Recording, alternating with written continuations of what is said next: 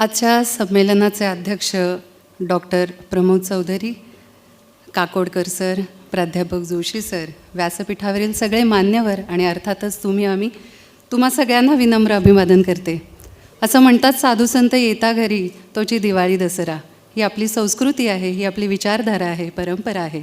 आणि मग ते साधू संत धार्मिक गुरु असतील, वैचारिक गुरु असतील, वैश्विक गुरु असतील किंवा मग संशोधन क्षेत्रातील आजचे हे दिग्गज असतील. आज 58व्या या मराठी विज्ञान परिषदेच्या निमित्ताने अशा थोर लोकांचे पाय साहित्य मंदिरात इथे लागलेले आहेत. आणि आज उद्या अशा या 2-2.5 दिवसामध्ये त्यांचे आचार विचार, त्यांच्या व्यक्तित्वाचा परिमळ इथे दरवळणार आहेच. आणि या परिषदेचे अध्यक्षपद भूषवण्यासाठी आपण आमंत्रित केलेलं आहे ज्यांना जॉर्ज कॉर्व्हरचे वारसदारही आपण म्हणू शकतो किंवा ज्यांना इथेनॉल मॅन म्हणूनही ज्यांची ओळख आहे, असे प्राज इंडस्ट्रीज लिमिटेडचे संस्थापक आणि कार्यकारी अध्यक्ष डॉक्टर प्रमोद चौधरी. ते IIT बॉम्बे इथून त्यांनी BTech अभियांत्रिकी पदवीधर असे शिक्षण घेतलेलं आहे. तसंच हार्वर्ड बिझनेस स्कूलमधून ॲडव्हान्स मॅनेजमेंट प्रोग्रामचंही प्रशिक्षण त्यांनी घेतलेलं आहे. खरं तर अहमदनगर येथील कोळपेवाडी येथे त्यांच्या जन्माची बीज रुजलं गेलं असलं तरी गेल्या 4 दशकामध्ये त्यांच्या सामर्थ्याचा वटवृक्ष प्राजच्या तंत्रज्ञानाच्या रूपात जगातील 5ही खंडात नव्हे 100पेक्षा जास्त देशात किंवा तब्बल 1000हून अधिक ठिकाणी विस्तारलेला दिसतो. जैवइंधनं, बायोफ्युएल्स, बायोकेमिकल्स या क्षेत्रासाठी अत्याधुनिक तंत्रज्ञान आणि त्या अनुषंगाने लागणाऱ्या अभियांत्रिकी सेवा देणारी प्राज ही जगभरातील एक आघाडीची कंपनी आहे, याचा आपल्याला अभिमान आहे.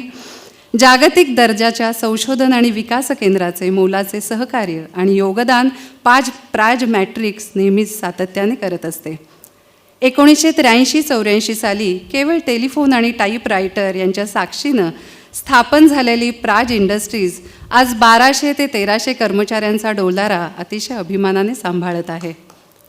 एखादी गोष्ट आपण जगभरात उपयोग शून्य म्हणून पटकन टाकून देतो, पण याच शेतमालाच्या कचऱ्यापासून नूतनीकरणक्षम इंधन म्हणजे अर्थातच रिन्युएबल फ्युएल, बायोफ्युएल्स किंवा बायोकेमिकल्स बनवण्याचं अत्याधुनिक तंत्रज्ञान प्राजने विकसित केलं आहे. टाकाऊ शेतमालापासून 2G तंत्रज्ञानावर आधारित इथेनॉल बनवणाऱ्या बायो रिफायनरीचा पथदर्शी प्रकल्प अर्थात डेमो प्लांट उभारणारी प्राज ही भारतातील पहिली कंपनी आहे. देशातील आघाडीच्या इंधन तेलांच्या कंपन्यांतर्फे उभारण्यात येत असलेल्या 3 महत्त्वाच्या प्रकल्पांमध्ये प्राजचेच तंत्रज्ञान वापरले जात आहे. जैवभारापासून रेन गॅस तंत्रज्ञानावर आधारित जैववायू अर्थात कॉम्प्रेस्ड बायोगॅसचा डेमो प्लांट गेल्याच वर्षी प्राजने उभारलेला आहे. आणि इतकंच नाही तर विमानांना लागणारे जैव इंधन म्हणजे सस्टेनेबल एव्हिएशन फ्युएल बनवण्याचे प्रकल्प जागतिक स्तरावर वेगाने उभारले जावेत म्हणून प्राजने अमेरिका येथील जिओ कंपनीच्या सहाय्यानं तंत्रज्ञान विकसितही केलेलं आहे. डॉक्टर चौधरी अनेक नामांकित शैक्षणिक व्यावसायिक संस्थांशी निगडीत आहेतच, त्यांच्या कार्यकारी आणि सल्लागार मंडळांवर ते आहेतच. COEP टेक्नॉलॉजिकल युनिव्हर्सिटी IFGE 2016 ते 2018 येथे पुण्यातील प्रतिष्ठेच्या Maratha chamber of commerce, industries आणि agriculture, science and technology park या आणि अनेक संस्थांचे अध्यक्ष म्हणून ते आहेतच. पण वर्ल्ड बायो इकॉनॉमी फोरम सल्लागार मंडळ इथेही ते सदस्य आहेत. आणि भारताला अशा प्रकारचे स्थान मिळण्याची ही पहिलीच वेळ आहे. मला वाटतं खूप जोरात टाळ्या व्हायलाच पाहिजेत. एक अतिशय मोठी व्यक्ती आपल्याला इथे आज लाभलेली आहे. त्यांना प्रत्यक्ष पाहणं आणि त्यांचे विचार ऐकणं हे आपल्यासाठी अतिशय दुर्मिळ योग आहे. प्राजच्या या जवळपास 4 दैदिप्यमान वाटचालींमधल्या काही रम्य आठवणी ह्या त्यांनी पुस्तकबद्ध केलेल्या आहेत. ॲज इज व्हॉट इज हे इंग्रजीमध्ये, तर असं झालं असं मराठीमध्ये 2 पुस्तकंही त्यांनी प्रकाशित केलेली आहे. आणि एवढंच करून डॉक्टर साहेब थांबत नाहीत, तर थॉट लीडर्स, पाथ ब्रेकर्स, खरेखुरे आयडॉल अशा विविध प्रकाशनांमधून त्यांनी ते सातत्याने लिखाणही करत असतं, जे यात नवीन तरुणाईला नक्कीच प्रेरणादायी असेल. त्यांना मिळालेले जागतिक, राष्ट्रीय किंवा राज्य पातळीवरचे पुरस्कारांची लिस्ट अतिशय मोठी आहे. त्याचं एखादं सत्र नक्कीच होऊ शकतं, पण थोडक्यात मी काही पुरस्कारांचा उल्लेख इथे करेन. द डेली डायजेस्ट हे अमेरिकेतील अग्रगण्य प्रकाशनातर्फे दिला जाणारा प्रतिष्ठेचा विलियम C. होलबर्ग जीवन गौरव पुरस्कार 2022, मी म्हटलं तसं बायो इम्पॅक्ट USA संस्थेतर्फे देण्यात येणारा जैव औद्योगिक क्षेत्रातील सर्वोच्च आणि अत्यंत प्रतिष्ठेचा जॉर्ज वॉशिंग्टन कार्व्हर 2020 हा पुरस्कार, engineering council of India CEI तर्फे उद्योग क्षेत्रासाठी दिला जाणारा एमिनंट इंजिनियर अवॉर्ड 2022 हा पुरस्कार, Indian institute of chemical engineering Pune, Fortune India, Indian national academy, doctor DY Patil, जागतिक मराठी अकादमी, सावित्रीबाई फुले, राणा गोडबोले सार्वजनिक trust, IIT Bombay, Indo American corporate excellence award 2022, special industry recognition award 2022, हे आणि असे अनेक पुरस्कार त्यांना मिळालेले आहेत. आणि सगळ्यात महत्त्वाचं म्हणजे बायोफ्युएल्स डायजेस्ट या अमेरिका स्थित नियतकालिकाने घेतलेल्या सर्वेक्षणात सतत 3 वर्ष बायो एनर्जी क्षेत्रातील जगातील पहिल्या 100 व्यक्तींमध्ये त्यांची गणना होते आहे. मला असं वाटतं की कार्व्हर यांच्या पाऊलखुणांवर चालणारे, कारण कार्व्हर असं म्हणायचे की start where you are with whatever you have, do something of it but never be satisfied, असं सतत कशाचा तरी ध्यास घेणारे, नवीन काहीतरी शोधणारे, म्हणून त्यांच्या पावलावर चालणारे आणि अतिशय त्यांना योग्य असा पुरस्कार मिळालेले डॉक्टर साहेब. वसुंधरा, मनुष्यबळ आणि अर्थकारण म्हणजे अर्थातच प्लॅनेट, पीपल आणि प्रॉफिट या त्रिसूत्रीला प्रमाण मानून नियोजन पद्धतीनं केलेला प्राजचा आणि डॉक्टर साहेबांचा हा प्रवास आपल्याला निश्चितच अभिमानास्पद आणि कौतुकास्पद आहे.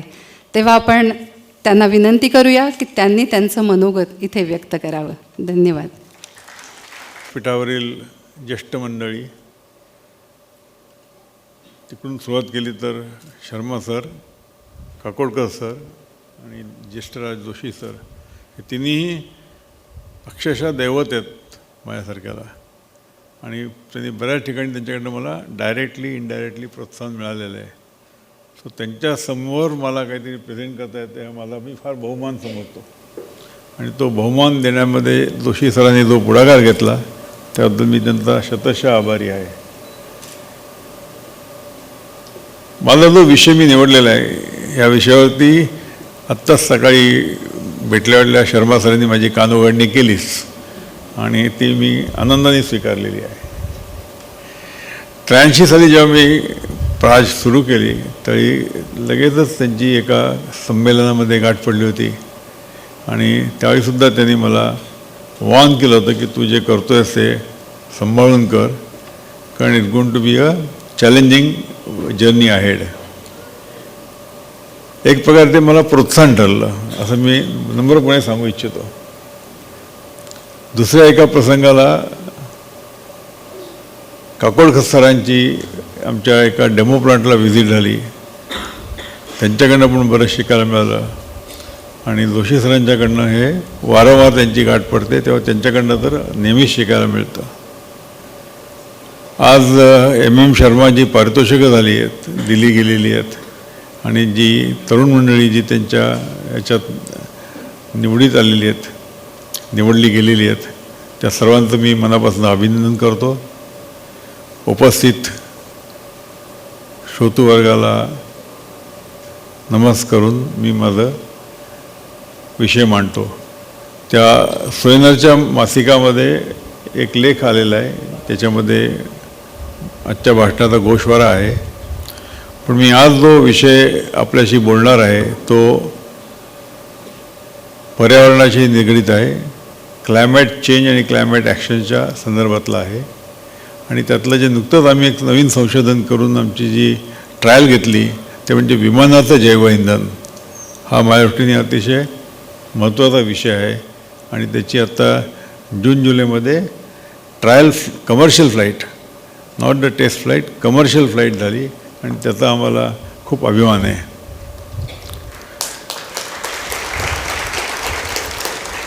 आणि ह्या फ्लाईटनंतर जी भारतातली सर्वात मोठी ऑइल कंपनी इंडियन ऑइल, त्यांच्याशी आम्ही जॉईंट व्हेंचर केलेलं आहे की पुढे याच्यापुढे जैवइंधनाचा पुरवठा करणार. याच्याकरता ज्या क्लायमेट ॲक्शनवरती ज्या ज्या गोष्टी होत आहेत तिथं महत्त्वाचा भाग येतो म्हणजे जे विमानातर्फे जे कार्बन उत्सर्जन होतं ते अतिशय धोकादायक आहे आणि ते कमी करावं अशी कल्पना आहे. त्याच्यावरती बरेचसे प्रयत्न चालू आहेत. ते 50% आणायचं आहे, हे टार्गेट आहे. आणि तुम्ही जर काळजीपूर्वक जर तिकडच्या फ्लाईटचं तिकीट पाहिलं तर तिथं carbon emission from your flight असे काही ठिकाणी काही एअरलाईन नोंद करतात आणि ते कसे कमी करता येईल याच्यावरती आपलं काम चालू आहे. याशिवाय बायोपॉलिमर्स किंवा प्लास्टिकचं जे प्रदूषण आहे ते कसं कमी करता येईल याच्यावरती पण आपण काम करतो. इथं ICT मुंबईला आपण एक R&Dमध्ये हे केलेलं आहे की म्हणजे गुंतवणूक केलेली आहे आणि ICTच्या मदतीने आपण ते टेस्टिंग करतो. असे काही महत्त्वाचे विषय आपण हात घातलेले आहेत सगळ्या ठिकाणी. आणि याच्यापुढे मरीन बायोफ्युल्समध्ये पण आपण लवकरच हात घालणार आहोत. ही थोडीशी कंपनीची म्हणजे आमच्याकडे 40 वर्ष झाली आहेत त्या कंपनीला, बरोबर 83 ते 23. आणि एक ॲव्हरेज एज ग्रुप हा 30-35 वर्षाच्या आसपासचाच आहे. मला बाहेर काढलं की तो बरोबर होतो. सो थोडंसं मराठी विज्ञान परिषदेचं जे अग्रगण्य कार्य चाललं आहे त्याच्याबद्दल 2 शब्द आणि मग मी माझ्या मेन विषयाकडे येईन.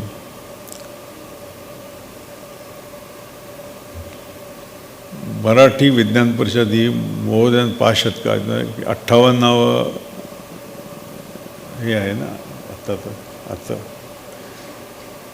आणि त्यांचे जे प्रकल्प आहेत हे सामान्यपर्यंत विज्ञान सुलभ करण्याचं कार्य करतात. विज्ञान पत्रिका, विज्ञान प्रदर्शने, स्पर्धा या बऱ्याचशा गोष्टीमध्ये त्यांचा हातभार आहे. आणि तंत्रज्ञ आणि शास्त्रज्ञ आणि समाजसुधारक त्याचबरोबर मराठी भाषेचं जतन या गोष्टी ह्याच्या हातनं होत आहेत. हे फार मोठं कार्य आहे असं मला नक्कीच वाटतं आणि त्याबद्दल मी त्यांना धन्यवाद देतो, शुभेच्छा देतो. मानवजातीचा विकास आणि पर्यावरणीय समस्या ह्याच्यामध्ये कुठेतरी शास्त्र आणि समाज याला तो कट करतो. आज जर आपण कॉस्ट ऑफ पर्यावरणाची जर पाहिली तर अतिशय जास्तीची आहे. जे पूर येत आहेत, वादळं होत आहेत वगैरे, ह्यातनं जे होतं आहे ते क्लायमेट चेंजमुळे होणाऱ्या गोष्टी आहेत आणि याच्याकरता त्याच्यावरती काम होणं अतिशय महत्त्वाचं आहे. आणि त्यातला जो भाग आहे तो आम्ही थोडासा आमच्याकडनं खारीचा वाटा उचललेला आहे. ह्याच्यामध्ये तंत्रज्ञान, शास्त्रज्ञ, विज्ञान आणि समाज या सगळ्यांची सांगड घालायचा प्रयत्न होतो आहे.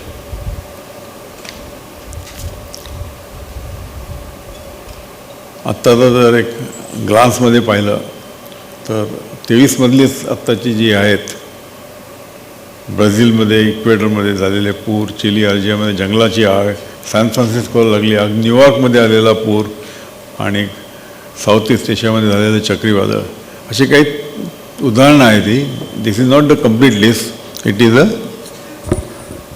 सॅम्पल लिस्ट जी आपल्याला कल्पना देते की ह्याच्यामध्ये काय घडामोडी होत आहेत. ते रेकॉर्डमध्ये जुलै हा सर्वात उष्ण महिना म्हणून डिक्लेअर केला गेला. आत्ताच सध्या 30 तारखेपासून COP28 ही कॉन्फरन्स चाललेली आहे दुबईमध्ये आणि हा सगळा उहापोह होतो आहे की त्याच्यामध्ये तंत्रज्ञान आहे, क्लायमेट फायनान्स आहे, अशा बऱ्याच गोष्टींना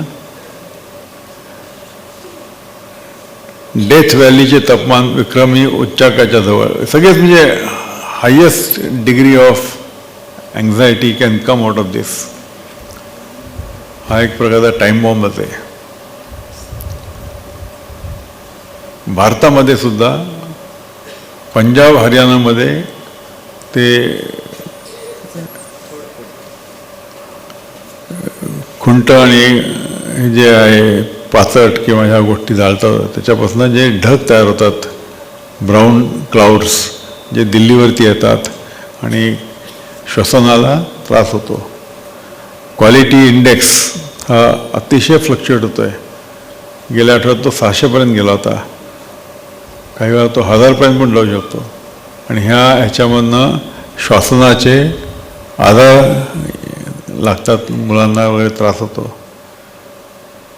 खूप तीव्र घटना घडत आहेत आणि ह्याला कुठेतरी आपल्याला निग्लेक्ट करून किंवा इग्नोर करून चालणार नाही आहे. कारण जसं जी पहिली फिल्म आली होती इनकन्व्हिनियंट ट्रूथ, की ज्याच्यामध्ये अल गौरने ती फिल्म दाखवली, आय एम शुअर बऱ्याच लोकांनी पाहिली असेल ती, की त्यात त्यांनी एक विचार मांडला होता की ही जी अर्थ आहे ही आपण पुढच्या पिढीकडनं उसनी घेतलेली आहे आणि ती त्यांना आपल्याला इंटॅक्ट परत द्यायची आहे. ही आपली मालमत्ता नाही आहे. आणि हे कुठेतरी त्यांनी अतिशय स्पष्ट शब्दात सांगितलेलं आहे. आणि माझ्या कल्पना आहे की ह्याच्यामध्ये सगळेच सुशिक्षित लोक लक्ष घालत आहेत आणि यातनं काहीतरी मार्ग निघेल अशी अपेक्षा करतायत. हा सगळ्यात महत्त्वाचा भाग आहे.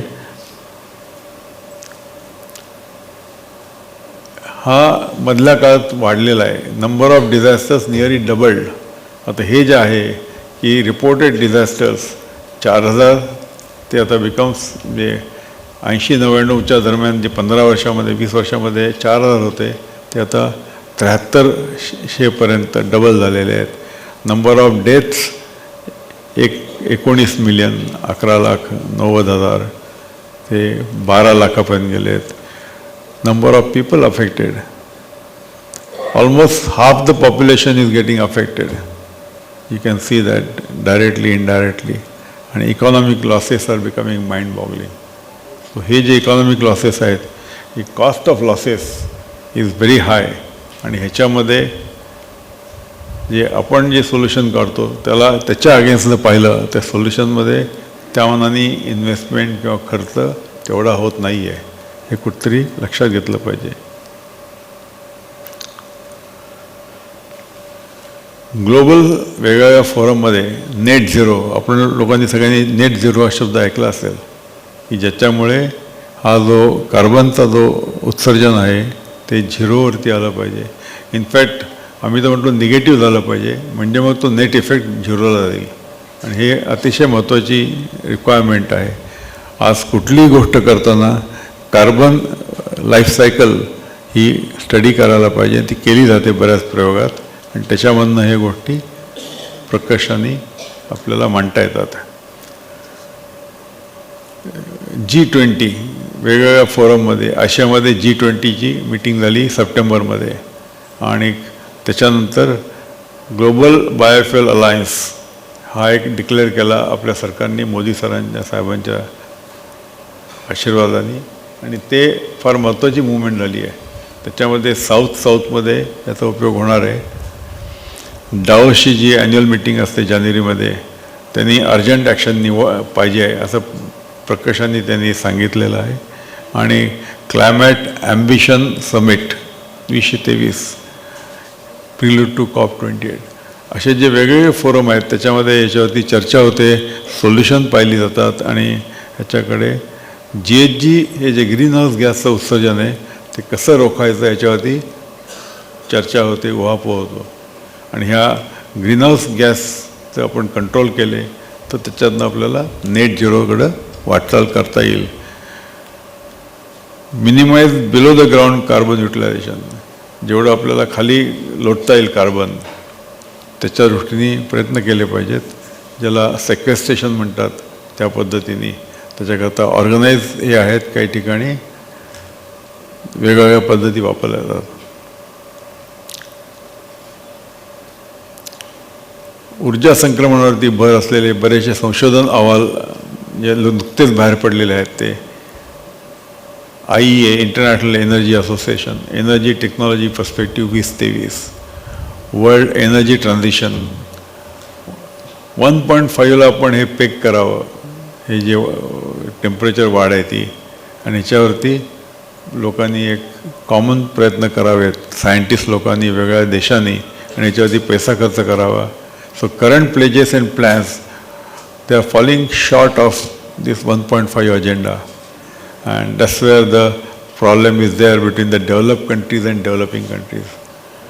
असं म्हटलं जातं की डेव्हलप कंट्रीजनी हे जग वापरलं आहे लिटरली, आणि हा जो ग्रीन हाऊस गॅस आहे हा खूप तयार केला आहे.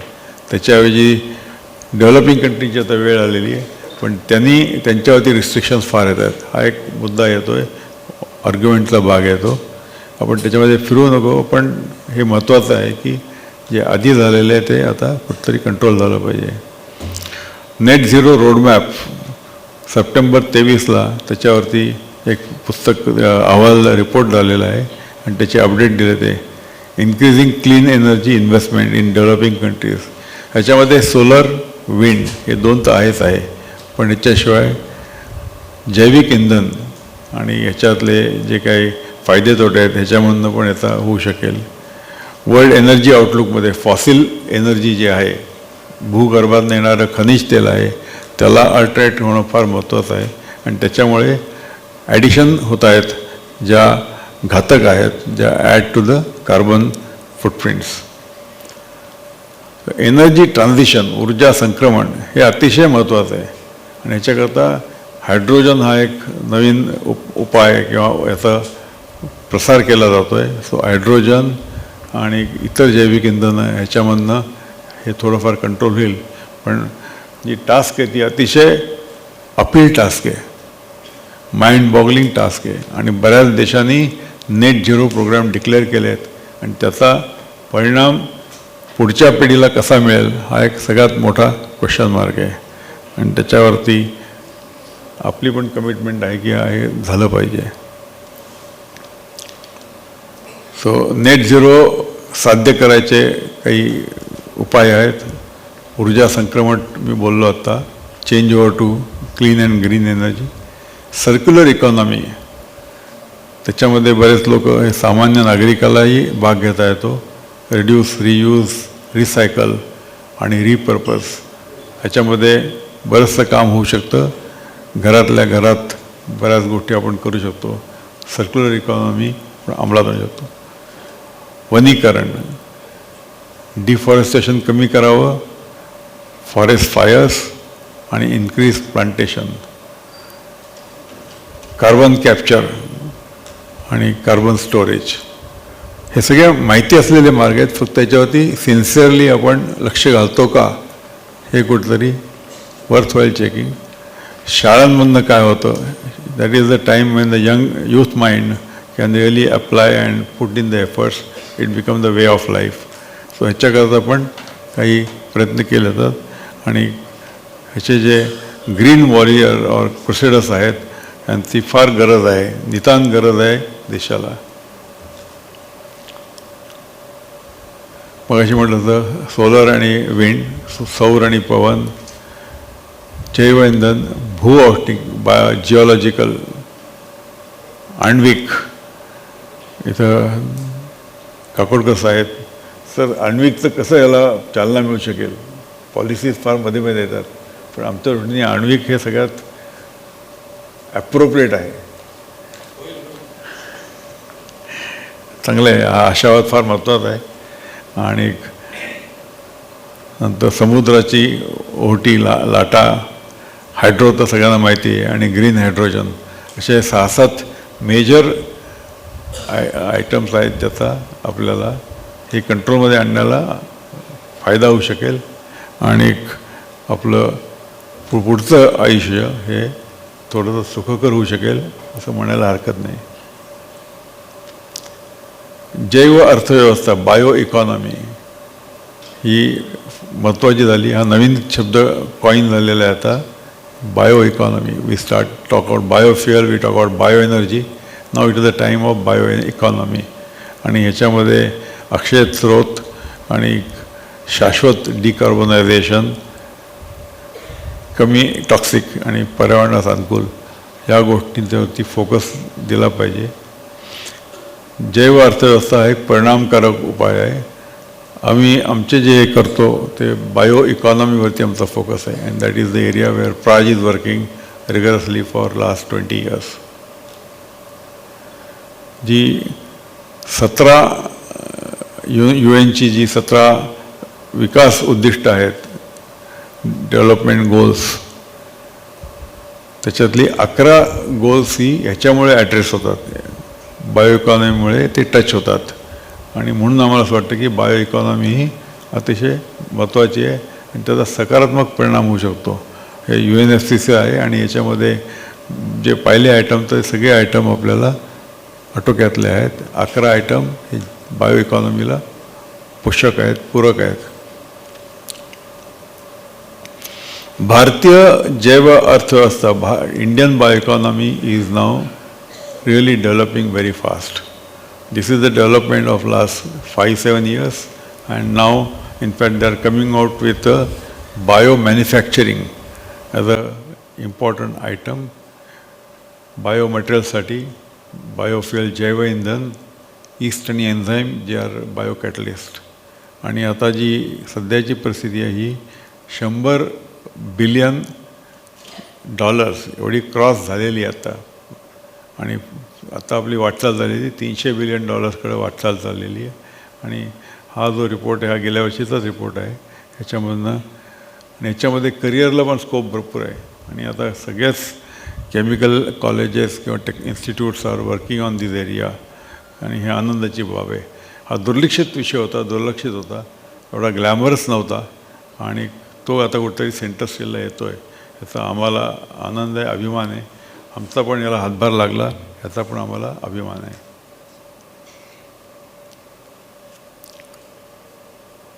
एवढ्यात झालेल्या development, national biofuel policy, sustainable alternative towards affordable transportation, SATAT program for biogas, national green hydrogen policy, असे 3-4 अजेंडाज झालेत. आणि आता ग्लोबल बायोफ्युएल अलायन्स हा महत्त्वाचा टप्पा आपण पार केलेला आहे किंवा इंट्रोड्यूस केला आहे, ज्याच्यामध्ये बऱ्याच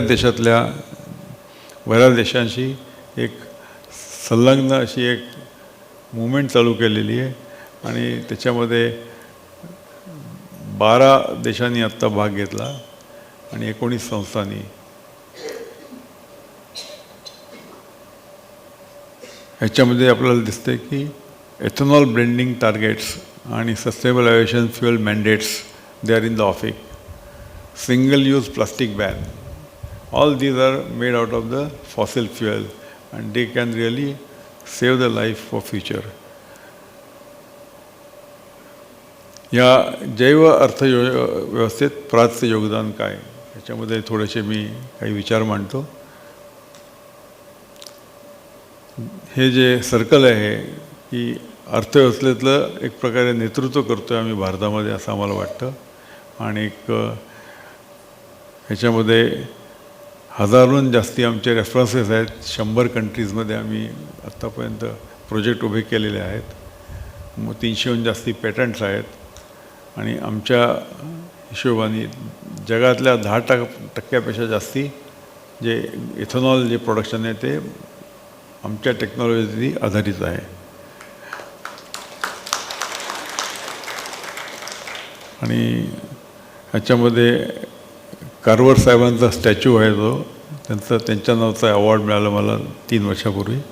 आणि होमबर्ग हे जे जनक आहेत अमेरिकेतल्या DOEचे, की ज्यांनी बायोफ्युएल मुवमेंट चालू केली. ह्या ज्या इतर संस्था ज्या इव्हॅल्युएट करतात त्यांनी पण आम्हाला बरंचसं मार्गदर्शन केलं आहे. R&Dवरती आमचा भर खूप आहे, रिसर्च अँड डेव्हलपमेंटवरती. आणि त्याच्यामुळेच काहीतरी ही प्रगती करू शकलो. $25 मिलियन गुंतवणूक केली 10-15 वर्षापूर्वी आणि त्याच्यावरती काम चालू आहे. ह्या तो R&Dचा फोटो आहे. आणि त्याची जी 5 महत्त्वाची अंगं आहेत ती आपण मेटॅक्युलसली फॉलो करतो. जो आमचा ॲप्रोच आहे त्याच्यामध्ये F म्हणजे फिडस्टॉक, T म्हणजे टेक्नॉलॉजी आणि P म्हणजे प्रोडक्ट. FTP थिअरी आम्ही फॉलो करतो. आणि आमचे 2 वर्टिकल आहेत, बायो मोबिलिटी आणि bio prism.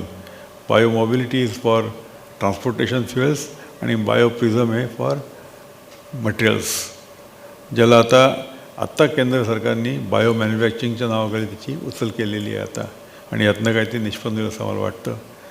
डिकार्बोनेशन and carbon recycle of transportation and industrial sector, this is the backbone of our this thing.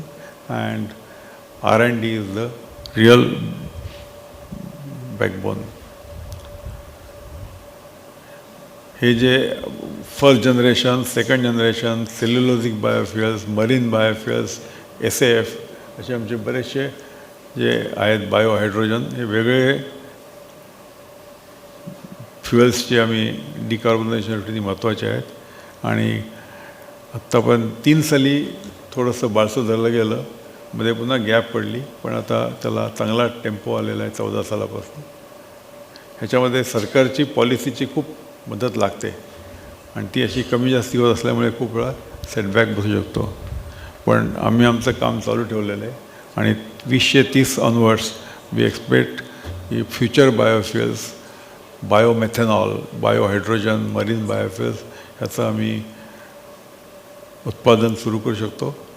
आणि त्याच्या अलीकडे SAF कॉम्प्रेस बायोगॅस त्याला तर ट्रॅक्शन चांगलं आलेलं आहे आणि सेल्युलोजिक एथेनॉल असे काही पदार्थ आपण देऊ शकतो. बायोप्रिझम जे मटेरियलची जी आहे, बायोमटेरियलसाठी जी टेक्नॉलॉजी आहे त्याला आम्ही वर्टिकलला बायोप्रिझम म्हणतो आणि रिन्युएबल केमिकल्स आणि त्याची लागणारे साहित्य याच्यातनं आपण हे करतो. हे सगळं पर्यावरणाचं अनुकूल आहे, पारंपरिक रसायनापेक्षा कमी विषारी आहे, कार्बन रिसायकलिंग पण ते सुलभ होतं आणि रोजगार हे सगळ्यात महत्त्वाचं आहे. ग्रामीण अर्थव्यवस्थेला याचा हातभार लागतो. हा एक सगळ्यात महत्त्वाचा विचार आहे, तो आमच्या दृष्टीने महत्त्वाचा आहे. कारण शेवटी भारतामध्ये ग्रामीण अर्थव्यवस्थेला खूप महत्त्व आहे आणि हे जर वेगवेगळे प्रॉडक्ट्स तुम्ही दिसत आहे की टायरला लागणार रबर किंवा इतर केमिकल्स आहेत, पेंट्स अँड वॉर्निशेस या गोष्टी, प्लास्टिक वगैरे ह्या गोष्टी सगळ्या या रूटनी आपल्याला करता येतात.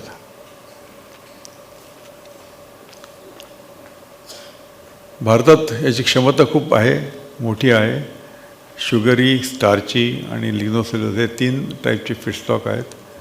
ग्रासेस आहेत आणि बायोफ्युएल कपॅसिटी याच्यातनं निर्माण होऊ शकते. 25पर्यंत म्हणजे पुढच्या 2 वर्षात हा जो आत्ताचा रोडमॅप आहे, 16 मिलियन मेट्रिक टन हे GHG गासेस कमी होतील, शेतकऱ्यांना लाभ होईल आणि ग्रामीण अर्थव्यवस्थेला हातभार लागेल असे काही आडाखे यातनं आलेले आहेत. एम्प्लॉयमेंट पोटेन्शियल पण यातनं 10 लाख लोकांचं होऊ शकेल असा एक अंदाज आहे. प्रदूषण कमी होईल, जॉब्स वाढतील, ग्रामीण उद्योजकता वाढेल. आता हे जे बायोमास कलेक्ट करायचे तिथं छोट्या छोट्या एम्प्लॉयमेंट अपॉर्च्युनिटीज तयार होतील, ॲग्रिगेशनच्या वगैरे. ऑइलवर ऑइलचं इम्पोर्ट कमी झाल्यामुळे फॉरेन एक्सचेंज सेविंग आहे. असे त्याचे बरेचसे प्रकार आहेत. पॅरिसच्या 15 सालच्या कॉपला आपल्याला खूप पुश मिळाला आपल्याला, म्हणजे या विषयाला, आणि त्याच्यानंतर भारताने बरंचसं लिफ्रॉक केलेलं आहे. आत्ता जो एक महत्त्वाची स्टेप झाली ग्लोबल बायोफ्युएल अलायन्स, ह्याच्यामध्ये म्हटलं तर 19 देश आणि 12 इन्स्टिट्यूट्स हे एका कनेक्टमध्ये आलेले आहेत ते, आणि त्याच्यामध्ये त्यांना एकत्र काम करायची संधी आहे. आणि जी राज्य जे देश नव्हते आधी ते पण आता ह्याच्यामध्ये मेनस्ट्रीममध्ये येतील, इस्पेशली साऊथ ऑफ ग्लोब. नॉर्थवाले वेगळं पडतात त्यांचं, पण साऊथला मात्र सगळ्यांना, कारण they are sufferers maximum and they are become more conscious. Especially जे छोट्या छोट्या कंट्रीज आहेत आफ्रिकेतल्या वगैरे, किंवा ज्या सराउंडेड बाय वॉटर आहेत, त्यांना ही भीती फार आहे की ते पाण्याखाली लवकर जातील, कारण समुद्राची पातळी वाढती आहे आणि त्याचा त्यांना फटका बसेल. तर ह्याच्यासाठी या लोकांनी पण पुढाकार घेतलेला आहे. सो ही मुवमेंट आहे, ही फार महत्त्वाची मुवमेंट आहे आणि त्याला भारताला लिडरशिप मिळालेली आहे. भारताने लिडरशिप घेतली यातली. फीडस्टॉकमध्ये पण बरेचसे डेव्हलपमेंट चाललेले आहेत की त्याच्यामध्ये शुगर कंटेनिंग आणि स्टार्च कंटेनिंग फीडस्टॉक्स आहेत. भारतामध्ये 400 प्रकल्प आहेत ऑलमोस्ट, आणि इतकी क्षमता तयार झालेली आहे. भारतातला पहिला ultra low CI cellulosic ethanol project जो पानिपतला उभा केलेला आहे. त्याचं पिक्चर आहे इथं, फोटो दिसतो तुम्हाला. आणि या प्रोजेक्टला पंतप्रधानांनी याचं उद्घाटन केलं होतं आणि तो लवकरच फुल स्केलला पोचेल. हे जे चिपाड वगैरे ह्या गोष्टी आहेत त्याच्यापासून आपण ते करतो आहे. तिन्ही ऑइल कंपन्यांनी याचं बिझनेस फायनलाइज केलं आहे आपल्याबरोबर आणि त्याच्यामध्ये काम चाललेलं आहे. प्रत्येक प्रोजेक्टपासून 1,00,000 शेतकऱ्यांना फायदा होतो. 1,500 रोजगार तयार होतात. 63,000 कार्स ऑफ द रोड एवढं त्याचं सेव्हिंग होतं कार्बन उत्सर्जनाचं. हे पानिपत आणि हरियाणा पंजाबमध्ये आहे. शाश्वत विमान इंधन SAF ह्याच्यामध्ये आत्ता आपण जी उडी घेतलेली आहे ती पहिली जी फ्लाईट होती एअर एशियाची, जी टाटा कंपनी आहे, त्यांनी हे अल्कोहोल टू जेट हा पाथवे वापरला आणि आम्ही जे तयार केलेलं इंधन आहे ते घालून त्यांनी ही फ्लाईट चालवली आणि त्याबद्दल त्यांचं खूप कौतुक झालेलं आहे. आणि ह्याच्याकरता आपण पूर्णपणे तयारी केली आहे.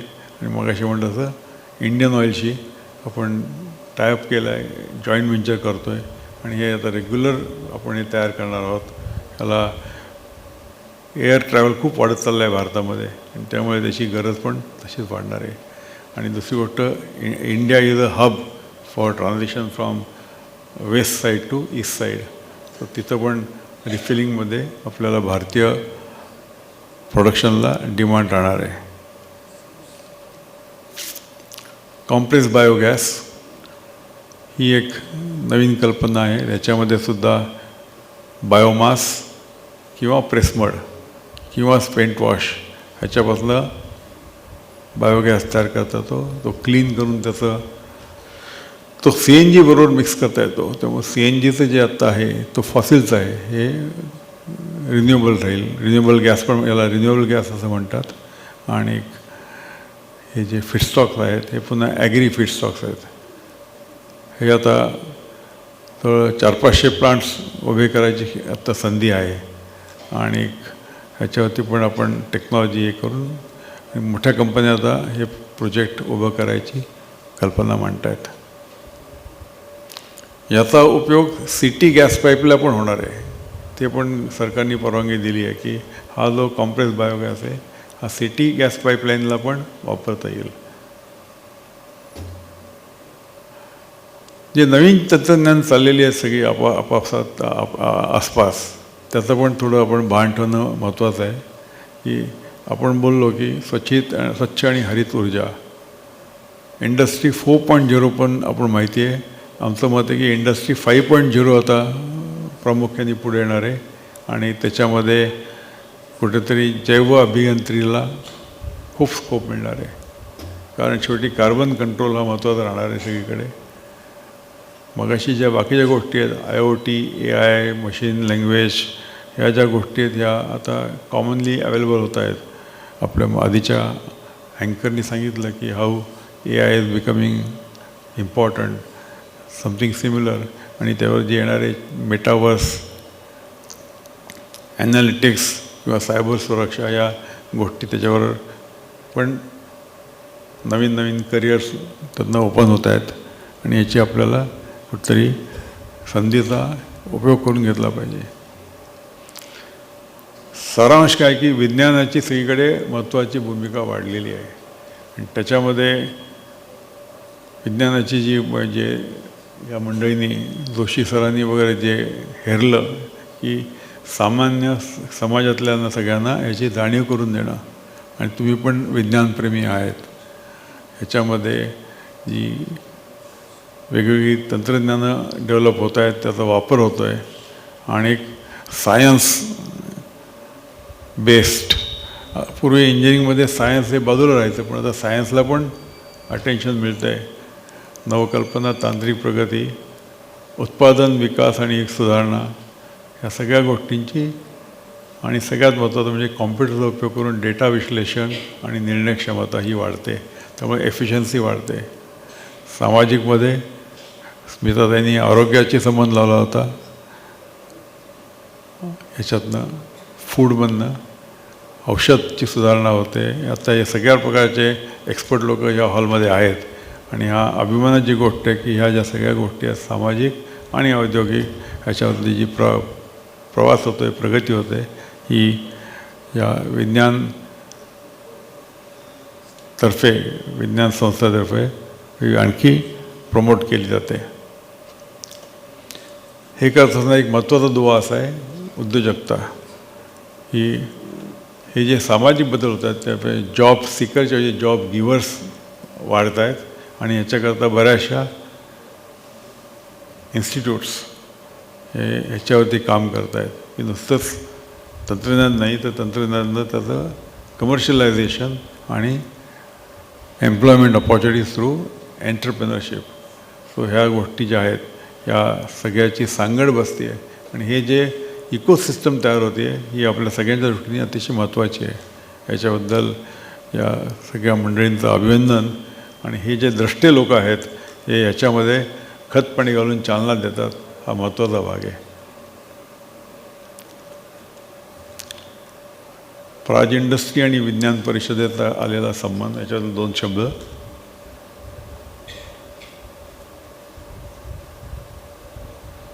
वेगवेगळ्या ठिकाणी शनिवारी विज्ञानवारी ही कल्पना जोशी सरांचीच आहे.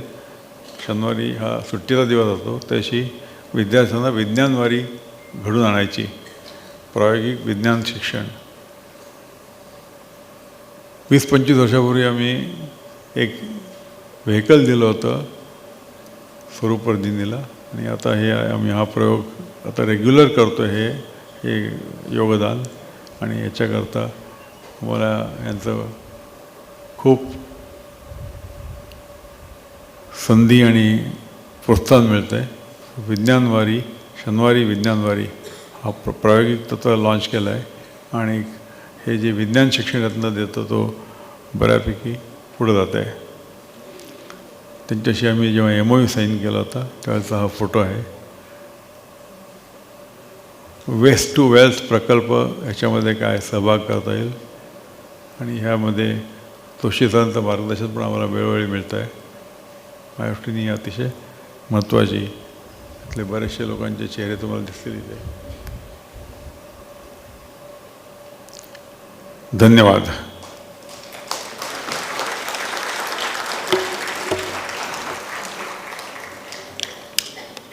कोणाला प्रश्न असेल तर नंतर, नाहीतर आहे का मी तुम्हाला कुणाला काही प्रश्न विचारायचे असतील तर विचारू शकता. विज्ञानप्रेमी मंडळी आहेत म्हणून म्हणलं की कोणाला प्रश्न विचारायचे असतील तर अवश्य विचारा. हां जी.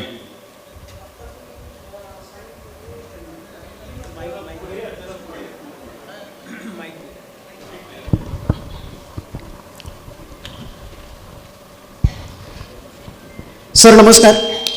आत्ता तुम्ही सांगितलं तुमच्या प्रेझेंटेशनमध्ये की तुमची ओळख करून द्या प्रश्नाच्या आधी. सर मी संजय देऊळगावकर, नांदेड, नवीन नांदेड मराठी विज्ञान परिषदेचं कार्यवाह म्हणून काम पाहतो. छान.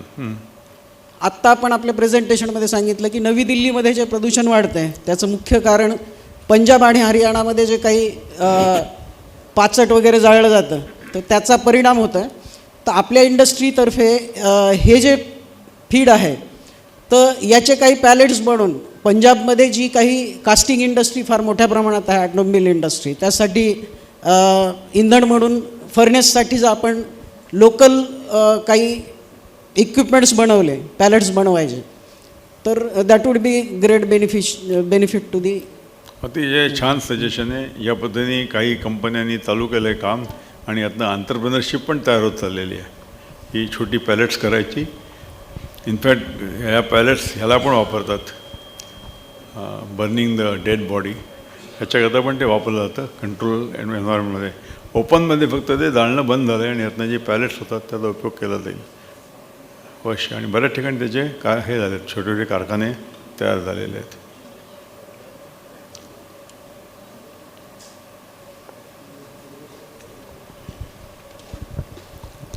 हां नमस्कार, माझं नाव बिपिन दळेकर, आजीव सभासद आहे डोंबिवलीचा. काही दिवसापूर्वी पेपरमध्ये एक बातमी होती की साखर उत्पादन आणि इथेनॉल तुटवडा. यावेळी ऊसाचं उत्पन्न, त्याला एक टर्म आहे, तुम्हाला आता आठवत नाही, त्यामुळे अपेक्षित उत्पादन येत नाही आहे. So there are chances ethanol प्रोडक्शनवर. जसं तो मुद्दा जरा थोडासा आणखी इलॅबोरेट करून सांगितलं तर. नक्कीच आत्ता तो ज्वलंत विषय आहे की इथेनॉलकडे ज्यूस हे केल्यामुळे, डायव्हर्ट केल्यामुळे साखरेच्या उत्पादनावरती परिणाम होऊ शकतो. आणि आत्ताच त्यांनी ज्यूसपासून इथेनॉलला थोडीशी बंदी घातलेली आहे. आम्ही ते स्टडी करतो याचा पर्पज काय होणार आहे. कारण असं तडकाफडकी बंद करून, कारण इथेनॉलला ऑफकोर्स करायला बरेचसे रॉ मटेरियल्स आहेत, पण जे ज्यूसवरती चाललं तर त्याला आता टेम्पररी सेटबॅक आलेला आहे. कारण हीच भीती त्यांना वाटली की इथेनॉलपासून, साखरेच्या ऐवजी इथेनॉल करणं हे धोकादायक ठरू शकेल. तसंच धान्यापासून पण आहे. सो एकीकडं धान्य कुजतं आणि वाया जातं आहे, तिथं हा एक आर्ग्युमेंटचा भाग होता. साखरेचं नाही, पण धान्याबद्दल जी बंदी आली होती किंवा जे प्रोत्साहन दिलं गेलं, तर त्याची आकडेवारी पाहिलं तर धान्यापासून पण ते करता येतं. मग ते वेगळ्या प्रकारचे धान्य आहे. आता ब्राझीलमध्ये सुद्धा ते बॅलन्स करतात, 50% इथेनॉल, 50% शुगर. सो अशा पद्धतीने ती इक्विलिब्रियम तयार होतो आहे. मध्यंतरीच्या काळात तो थोडासा अफेक्ट झालेला आहे. आणि एक शर्मा सरांनी याचा स्ट्रॉंग व्ह्यू पॉईंट सांगितलं त्याच्याबद्दल, पण बघू आता काय होतं पुढं. येस सर नमस्कार, मी यवतमाळ जिल्ह्यातून वणी तालुक्यातून आलेलो आहो, प्रल्हाद श्रीराम. माझा प्रश्न असा आहे की शेतकऱ्यांसाठी जी काही योजना सरकार राबवते आणि सरकार योजना राबवत असताना त्या शेतकऱ्यापर्यंत अशा काही जी मदतीची जो पुरावा पाहिजे, पाठपुरावा पाहिजे, ते होत नाही. तर आपलं विज्ञान परिषद शेतकऱ्यांच्या मदतीसाठी काय करेल, किंवा आता जे नैसर्गिक आपत्ती शेतकऱ्यावर आली, अवकाळी पाऊस आला, पूर आला, तर ह्याच्यासाठी आपल्याला काय करता येईल? विज्ञान परिषद काय करेल जोशी सर सांगू शकतील जास्ती, कारण ते संस्था, ते अध्यक्ष आहेत त्याचे. ओके, मला I thought you coming here. धन्यवाद. विज्ञान परिषद काय करेल शेतकऱ्यांसाठी असं त्यांचं म्हणणं. सरांचं भाषण झालं की मी ह्याच्याबद्दल देतो भाषण, काय करता येईल ते सोल्युशन्स. सोल्युशन. Okay, thank you. हां जी. हां, मी संगमनेर नगर जिल्ह्यातून आलेलो आहे. म्हणले सगळे लोक. आणि नगर जिल्हा हा सहकारी साखर कारखानदारीचा उद्गाता आहे. मी पण नगर जिल्ह्यातला आहे. मी हो, म्हणून तुम्ही कोळपेवाडी सांगितल्यानंतर मला त्याचा उल्लेख करायचा. तर साखर कारखान्याचं सारं हे करताना एकूण पाचड जाळणे,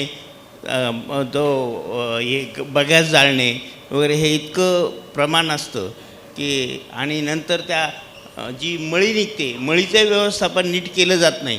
त्याच्यामुळे एकूणच हे जे वायू प्रदूषण किंवा बाकीचं हे याला खूपच आहे. आणि त्याला जितकं महत्त्व, म्हणजे त्याच्या व्यवस्थापनाला जेवढं महत्त्व द्यायला पाहिजे तेवढं दिलं जात नाही. मी स्वतः केमिस्ट म्हणून साखर कारखान्यामध्ये काम केलेलं आहे. आणि त्याच्यामुळं हे व्यवस्थापनाला फक्त आपल्या नफ्याशी महत्त्व आहे, बाकीच्या गोष्टीचं, पर्यावरणाचा हे ठेवणं हे अजिबात केलं जात नाही. आणि त्याच्यावर काय अंकुशही केलं जात नाही. तर याच्यासाठी काहीतरी म्हणजे याच्या पातळीवर म्हणजे कार्यकारिणीच्या पातळीवर केलं जावं, याच्यासाठी काही केलं जात नाही.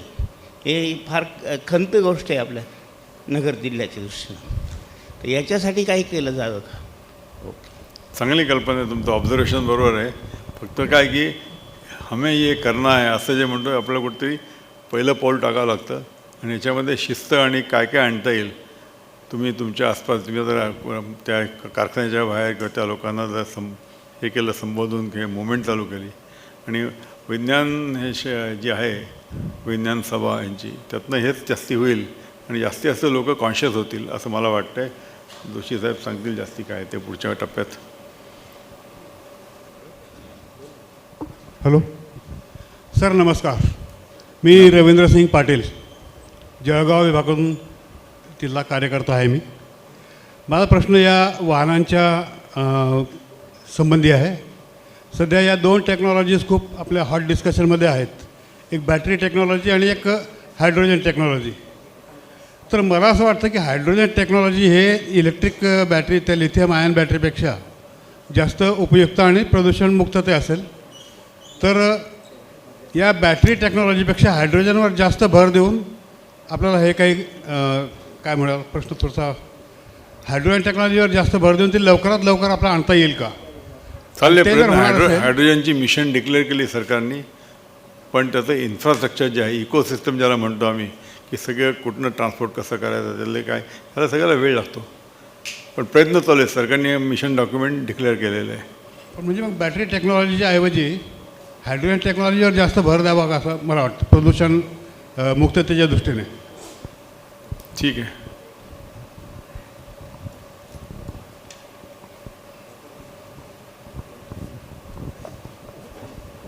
माझे नाव नसीम कुर्णे. मी राफनाईक विद्यालय नवी मुंबई येथे सहशिक्षिका म्हणून कार्यरत आहे. तर दिवसेंदिवस ई कचऱ्याचा वापर अधिक होत आहे. तर या ई कचऱ्याविषयी म्हणजे आपल्याला ते जास्त वाटतं आहे, पण त्याचं प्रमाण कमी करता येईल किंवा त्याचं रिसायकलिंग कसं करता येईल याबाबतीत थोडं मार्गदर्शन हवं. मी परत दोषी सरांच्याकडे जाईन, पण माझं जे नॉलेज आहे की ही कचऱ्याला आपल्या हॅबिट्स, 2 मोबाईल घ्यायचे, पहिला टाकून द्यायचा, मग दुसऱ्याच्यामुळे असं ते वाढत जातं. या ज्या गोष्टी आहेत त्या कॉम्प्युटरचं मॉडेल बदललं, कारण हे कन्झ्युमरमधून आलेले प्रॉब्लेम्स आहेत सगळे. हा थोडा गहन विषय आहे तो. पण त्याच्याकरता हे जे आहे त्यातले ते काढून घेणारे लोक बरेच आहेत. काबाडी लोक ज्याला म्हणतो आपण, they are really the solution to solve this problem. I think I will stop here. बऱ्याच लोकांचे, पण मला सगळ्यात प्रथम मला जोशी सरांचे अभिवादन करायचे, अभिनंदन करायचे आणि धन्यवाद म्हणायचे. आणि तुमच्या ऑडियन्समध्ये आज मला आनंद झाला की नांदेड, संगमनेर, जळगाव इतके लोक आहेत. नुसतेच मुंबईतले लोक किंवा नवी मुंबईतले लोक नाही आहेत. ही चांगली साईन आहे. जोशीसाहेब त्याबद्दल खरोखर अभिनंदन. आणि ही एक प्रकारची मुवमेंट आहे. आज ते इथं आलेत. पुढच्या कार्यकर्त्यांनी ही मुवमेंट घेऊन गेलं पाहिजे. आणि याच्यातले कानाकोपऱ्यातले मुलं, कारण शेवटी त्यांच्यामध्येच शास्त्रज्ञ दडलेला असतो, त्या गावाकडच्या मुलांच्यामध्ये. आणि ते अवश्य हे करावं. सरांचं मी पुन्हा एकदा अभिनंदन करतो. मला इथं बोलल्याबद्दल धन्यवाद म्हणतो. आणि तुम्हाला मी आता माईक हँडओव्हर करतो. माझी हरकत नाही, पण तसं आहे. हां जी सर, एकच विचारायचं होतं. हाच विषय तुम्ही इतर ठिकाणी व्याख्यानाला येऊ शकाल का? बोलवलं तर सोलापूरला बोलवलं तर येऊ शकाल का? माझे लोक आहेत ते करतील नक्की. मी माझा तब्येतीमुळे माझा प्रवास कमी आहे, हे सोपं होतं. पण आमचे लोक येऊन तुम्हाला सगळी मार्गदर्शन करतील. चालेल. ते आमचं कामच आहे ते. धन्यवाद.